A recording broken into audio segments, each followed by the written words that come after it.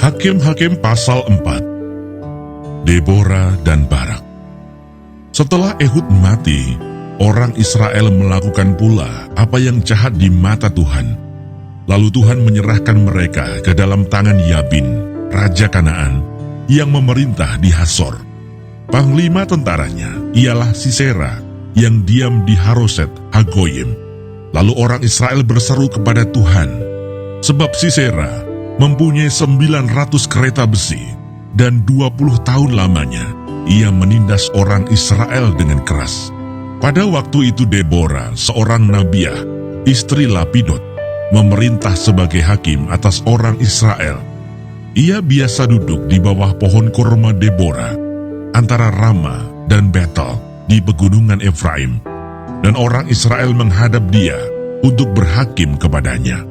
Ia menyuruh memanggil Barak bin Abinoam dari Kedes di daerah Naftali, lalu berkata kepadanya, "Bukankah Tuhan Allah Israel memerintahkan demikian? Majulah, bergeraklah menuju Gunung Tabor, dengan membawa 10.000 orang Bani Naftali dan Bani Zebulon bersama-sama dengan engkau, dan aku akan menggerakkan Sisera, panglima tentara Yabin, dengan kereta-keretanya dan pasukan-pasukannya, menuju engkau ke sungai Kison, dan aku akan menyerahkan dia ke dalam tanganmu." Jawab Barak kepada Debora, "Jika engkau turut maju, aku pun maju. Tetapi jika engkau tidak turut maju, aku pun tidak maju." Kata Debora, "Baik, aku turut.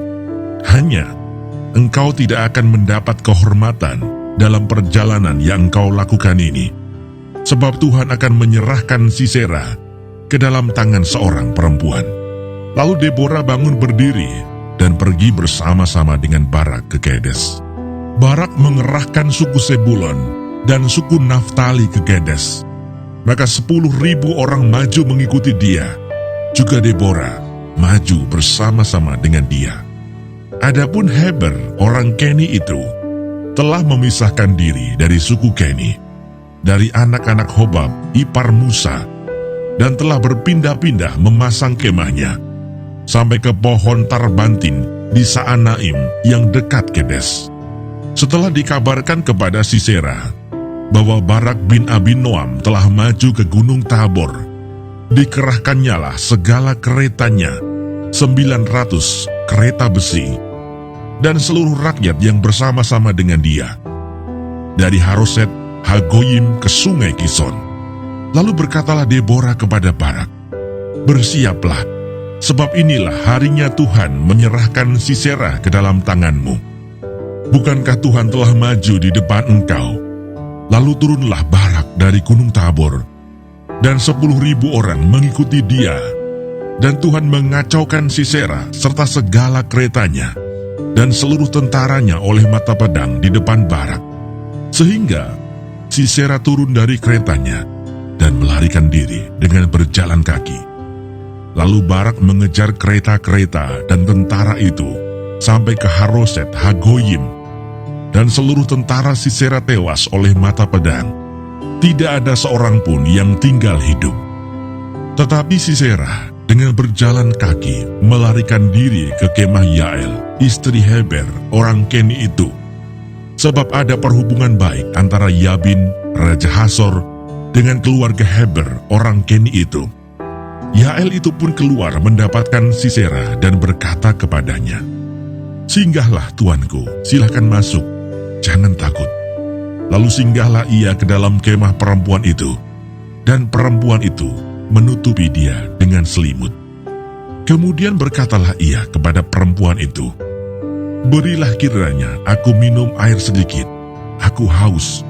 Lalu perempuan itu membuka kirbat susu, diberinyalah dia minum, dan diselimutinya pula. Lagi katanya kepada perempuan itu, "Berdirilah di depan pintu kemah, dan apabila ada orang datang dan bertanya kepadamu, 'Ada orang di sini?' maka jawablah, 'Tidak ada.'" Tetapi Yael, istri Heber, mengambil patok kemah. Diambilnya pula palu, mendekatinya diam-diam, lalu dilantaknyalah patok itu masuk ke dalam pelipisnya sampai tembus ke tanah. sebab ia telah tidur nyenyak karena lelahnya. Maka matilah orang itu. Pada waktu itu muncullah Barak yang mengejar Sisera. Keluarlah Yael mendapatkan dia dan berkata kepadanya, "Mari, aku akan menunjukkan kepadamu orang yang kau cari itu." Lalu masuklah Barak ke dalam, dan tampaklah Sisera mati tergeletak dengan patok dalam pelipisnya. Demikianlah Allah pada hari itu menundukkan Yabin, raja Kanaan, di depan orang Israel, dan kekuasaan orang Israel kian keras menekan Yabin, raja Kanaan, sampai mereka melenyapkan Yabin, raja Kanaan itu.